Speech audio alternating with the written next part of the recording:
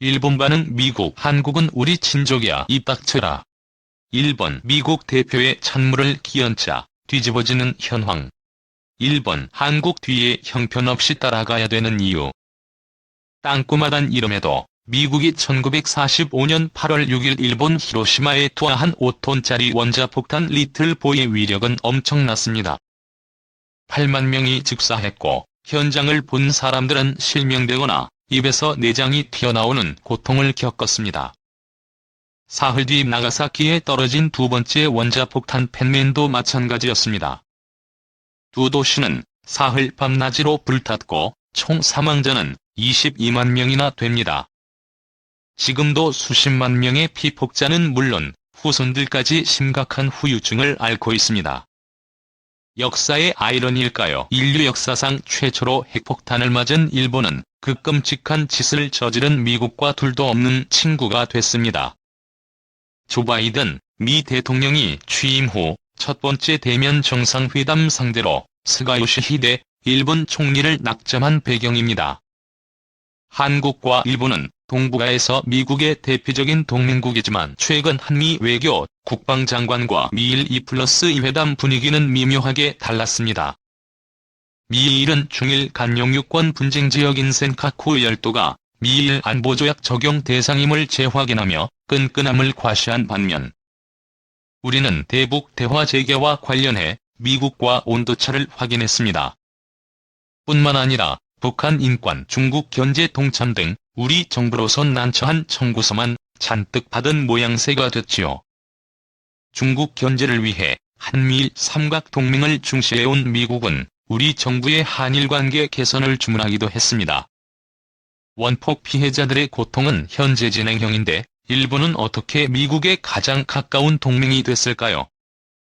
일본인들이 쿨한 건지, 자존심이 없는 건지, 아니면 가해자에게 동화된다는 스톡홀름 증후군에 걸린 것인지. 35년간 일본의 식민 지배를 당한 우리로서는 쉽게 납득이 가지 않는 대목입니다. 만약 우리나라 대통령이 미국의 아시아 푸들로 불리며 조지 부시 전 대통령 앞에서 엘비스 프레슬리의 노래를 부른 고이즈미 주니치로 전 총리나 도널드 트럼프 전 대통령과 브로맨스를 과시하다 골프장에서 엉덩방아를 찧었던 아베 신조 총리와 같은 행동을 일본 지도자 앞에서 했다면 아마도 한국 땅에서 생활하지 못했을 테니 말입니다. 약육강식 길들여진 일 강자의 무릎 꿇기 익숙. 최근 만난 일본 고위 외교당국자는 일본 국민들도 미국의 원폭 투하에 분하고 안 좋은 감정이 분명히 있다면서도 미국이 강하다는 걸 뼈저리게 깨달았기에 국익을 감안한 측면이 가장 크다고 설명했습니다. 면서 애초 일본이 미국을 상대로 명분 없는 전쟁을 했다는 반성도 있다고 했습니다. 몽골을 제외한 이민족의 침입을 경험해보지 않은 일본은 지방 봉건영주 간 권력을 다투는 내전을 수없이 치르며 약육강식의 세계에 길들여졌습니다. 승자는 전국을 지배하고 패자는 항복하는 과정을 반복한 겁니다. 강자에게 무릎을 꿇는 DNA가 자연스럽게 몸에 뵐 수밖에 없습니다. 핵폭탄이 진짜 무섭다는 걸 알았기에 미국의 고개를 숙이는 것이 그다지 이상하지 않은 겁니다. 패전 후 7년 가까이 미군정을 경험한 일본이 곧바로 미국과 밀착하고 1981년 로널드 레이건 당시 미국 대통령과 정상회담을 했던 스즈키 진코 총리가 처음으로 미일 관계를 동맹으로 규정할 수 있었던 이유입니다. 1905년 가스라, 테프트 밀핵을 맺을 정도로 각별했던 미국을 선제 공격한 데 대한 반성의 의미도 있습니다. 미국의 필리핀 지배와 일본의 조선 침략을 상호 승인할 정도로 미국과 공동전선을 유지했던 일본은 1930년대 만주와 중국 본토를 침략하며 야심을 드러냈습니다. 중국을 독차지하려는 일본의 속셈을 간파한 미국은 1941년 대일 석유 수출을 전면 중단했고요. 전쟁에 필요한 석유의 80%를 미국에서 조달해온 일본은 그해 12월 8일 미국 하와이 진주만에 정박해 있던 미군 함대와 기지를 기습했습니다. 이날을 국질로 여기며 칼을 갈았던 미국은 6개월 뒤 미드웨이 해전을 기점으로 전세를 뒤집었고 두 차례에 걸친 원폭 투하로 태평양 전쟁을 끝냅니다. 일본 입장에선 잠자는 사자의 코털을 건드린 과오가 있으니 대가를 감수할 수밖에 없다는 거지요. 히로시마 찾은 오바마, 진주만 방문한 아베. 2016년 미일 정상이 각각 원폭 투하지인 히로시마와 태평양 전쟁의 포문을 연 미하와이 진주만을 방문한 것은 미일 동맹의 위상을 한 단계 격상시킨 장면이었습니다. 그해 12월 아베 전 총리는 일본 현직 총리로는 처음으로 진주만을 찾았습니다.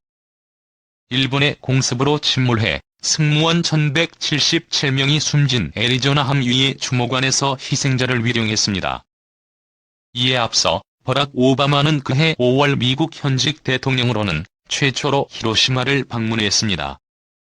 이를 두고 당시 양국 언론들은 미일 간 완벽한 군사동맹을 막는 마지막 걸림돌이 제거됐다고 평가하기도 했습니다. 아무리 가까운 사이라도 일본의 진주만 공습과 미국의 원폭 투하에 대한 이야기는 양국 간이 금기였기 때문입니다. 그러나 이 같은 상호 방문은 상대국에 대한 진실한 사죄보다는 미일 군사동맹을 한층 공고화하기 위한 이벤트에 가까웠습니다. 2011년 아시아로의 회귀를 선언한 미국은 우군이 필요했고, 일본 역시 태평양으로 세력을 확장하려는 중국의 해양 진출을 막지 못하면 자국이 위태로워진다는 걸 잘 알았습니다. 이에 70년 묵은 과거사를 털어내는 모양새로 끈끈한 동맹을 과시한 겁니다. 눈여겨볼 대목은 철저히 국익만을 고려해 전략적으로 움직인 일본의 행보입니다. 오바마의 히로시마 방문에 공을 들인 아베는 덕분에 대내외적으로 일본의 자위력 강화를 위한 기반을 다질 수 있었습니다. 이미 2015년 안보법 개정으로 전쟁 가능국으로 도약하기 위한 발판을 마련했던 아베였습니다. 과거에도 그랬습니다. 1854년 미국의 매튜 페리 제독의 개항 압박에 근대화를 주장하며 메이지 유신을 이끈 건 당시 하급 사무라이들이었습니다. 어쩌면 가장 보수적일지 모르는 이들은 위기에 처한 나라를 구할 수 있는 강한 군대, 특히 해군 육성의 필요성을 강조했습니다. 결과적으로 일본은 비유럽권에서 최초로 서구 열강과 어깨를 견주는 나라가 됐습니다.